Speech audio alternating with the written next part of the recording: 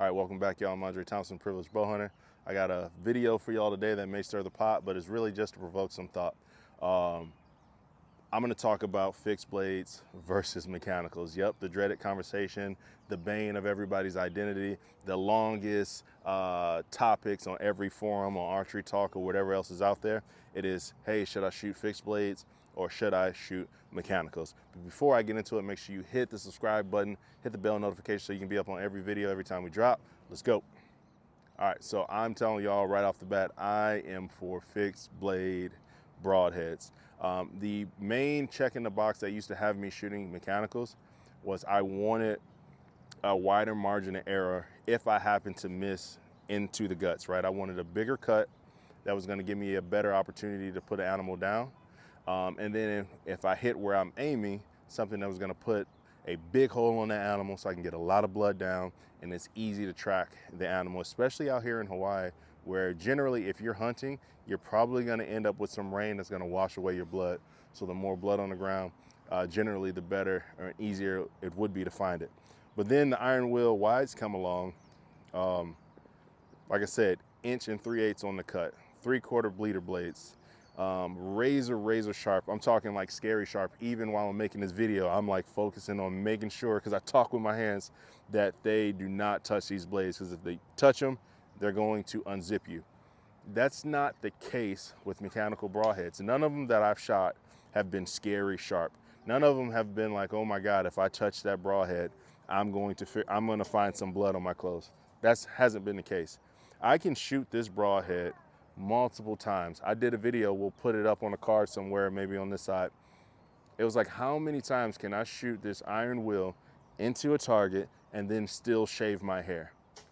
I can tell you out of the package, none of the mechanicals that I've shot have been able to shave me. That's just a fact. I've always sharpened them and got them shaving sharp.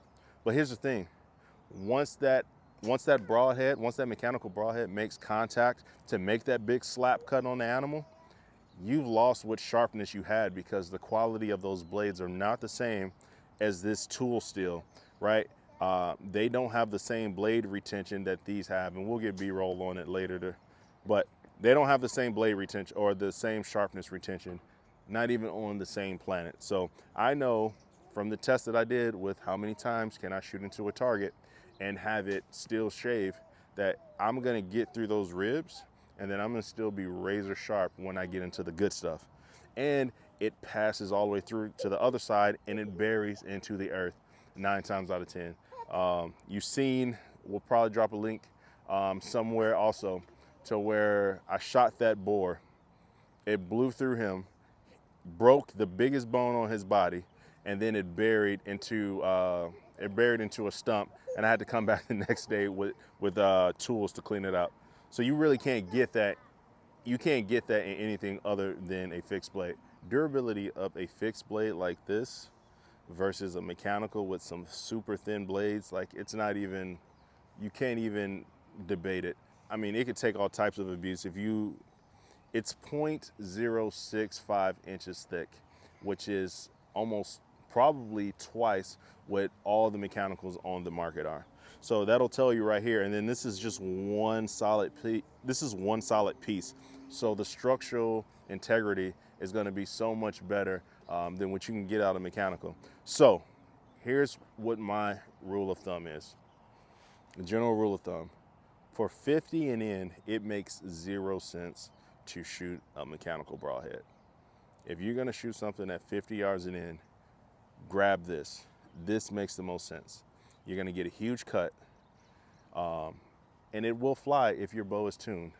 If your cams are timed, if you knock tuned your arrows, if you paper tune your arrows, and then you come out here, shoot a broadhead, see where it hits, then shoot a fill point and see where it hits. Make the small micro adjustment on your rest to bring those 2 points of impact together. This is going to fly just as well as your fill points. You just got to be reasonable with the range that you use it at. I keep a mixed bag of broadheads when it comes to like severs and these, solely for shots beyond 50 yards. I will take some shots beyond that, especially if I have to get a follow-up shot on the animal. If I get an opportunity to put another arrow into the animal, then I'm gonna want the most aerodynamic one. So if that animal goes out to 100 yards, if it goes out to 120 yards, if I could still get a shot at it, I'm going to put another arrow into it.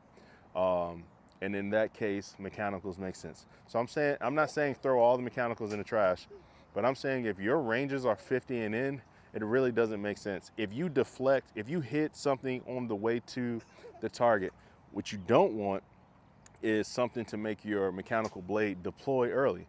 Guys, that's gonna be a nightmare, all right? It's gonna deploy early, it's gonna hit weird, it's gonna deflect, and you'll probably leave some long gash along the animal. This thing, it's really just built to kill. It's simple, but yet unique. The design is impeccable, the sharpness is amazing, the edge integrity is amazing, the structural integrity is amazing.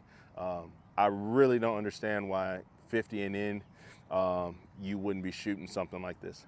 Now, you don't have to shoot iron will wise. If there's something else out there that makes you feel this confident, and something out there that is just as structurally integral, then go with that.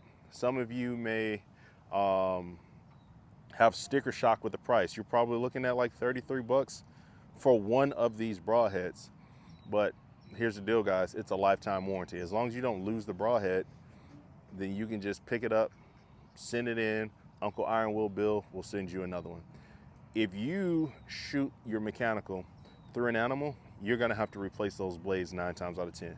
So what I spend on a 3-pack of these, you go ahead and hunt 2 seasons with your mechanicals and you're already gonna match me in price. And then go a 3rd season and now you've paid more than I've paid for my set of high quality broadheads that I know they're gonna hold their edge through the animal, to the animal, through the animal, and pulling them up out of the dirt. Whereas you're kind of spraying and praying, like we say in Call of Duty, with those mechanical broadheads. I wanna encourage you guys to not get like emotional about this topic. Don't be an ideologue, meaning no matter what facts are presented to you, you're still married to the idea of mechanicals are better than fixed blades. What I want you to do is consider the conversation, consider the points made, and then say, hey, are those valid points or are those points invalid and I'm gonna still shoot the mechanicals?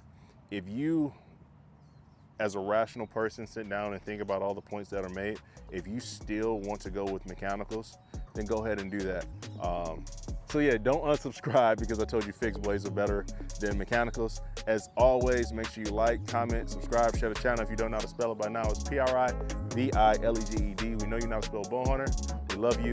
Get a fixed blade. Peace.